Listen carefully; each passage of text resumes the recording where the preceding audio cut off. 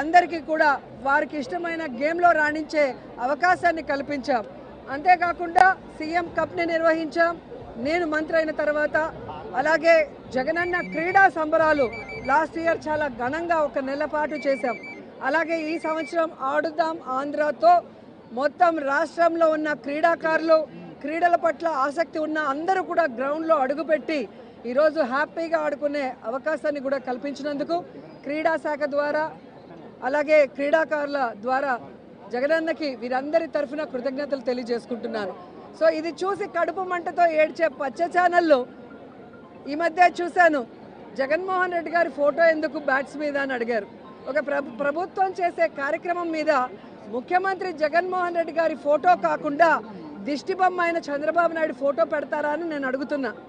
గతంలో చంద్రబాబు నాయుడు ముఖ్యమంత్రిగా ఉన్నప్పుడు ఆయన చేసిన వెల్ఫేర్ స్కీమ్స్ కానీ ఏవైనా ఉంటే అంటే వాళ్ళు ప్రచారం ఎక్కువ చేసుకున్నారు, వెల్ఫేర్ అందించింది తక్కువ. ఆ ప్రచారం మెటీరియల్ మీద చంద్రబాబు నాయుడు ఫోటో కాకుండా చిరంజీవి, పవన్ కళ్యాణ్ ఫోటోలు వేశారని నేను అడుగుతున్నా. ఈరోజు తెలుగుదేశం పార్టీ వాళ్ళ కడుపు మంట తారాస్థాయికి చేరింది. అటు సంక్షేమం, ఇటు వెల్ఫేర్, అలాగే మీరు చూస్తే ఇండస్ట్రీసు, అలాగే హౌసింగు, ఈ విధంగా శరవేగంగా అన్నీ చేసుకుంటూ పోవటమే కాకుండా ఈరోజు యువతని కూడా ఆయన దృష్టిలో పెట్టుకొని వారికి విద్యను అందించడమే కాకుండా క్రీడల్లో కూడా వాళ్ళకి సముచిత స్థానాన్ని కల్పించే విధంగా ఈ ఆడుదాం ఆంధ్రాని తీసుకురావడంతో ఈరోజు వాళ్ళు మాట్లాడుతున్న మాటలు మీరందరూ కూడా గమనిస్తున్నారు. సో వాళ్ళు తెలుసుకోవాలి, రాబోయే ఎన్నికల్లో ఈ ఆంధ్రప్రదేశ్ ప్రజలు చంద్రబాబు నాయుడు అండ్కోతో ఆడుకోబోతున్నారు. వీళ్ళందరినీ కూడా హైదరాబాద్ వరకు పారిపోయేలాగా తరిమి కొడతారని కూడా ఈ సందర్భంగా తెలియజేసుకుంటున్నాం. ప్రత్యేక హోదా, రైల్వే జోన్ తర్వాత విభజన హామీల కోసం జగన్మోహన్ రెడ్డి ప్రతిపక్షంలో ఉన్నప్పుడు చేసిన పోరాటం అధికారంలో వచ్చినప్పుడు చేయలేదని స్వయంగా షర్మిల గారు అంటారు. ఈరోజు షర్మిల గారు మాట్లాడేటప్పుడు ఒకసారి ఆవిడ ఇప్పుడు ఏ పార్టీలో ఉందో ఒకసారి గమనించాలి.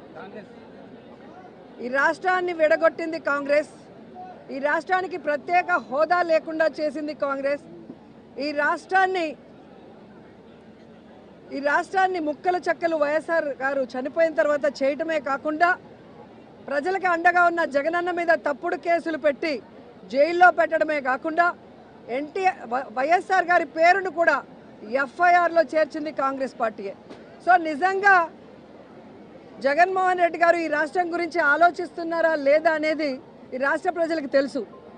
ఆయన ఎప్పుడు కేంద్రం వెళ్ళి మోడీ గారిని కానీ కేంద్ర మంత్రుల్ని కలిస్తే రాష్ట్ర ప్రయోజనాల కోసమే మాట్లాడుతున్నారు.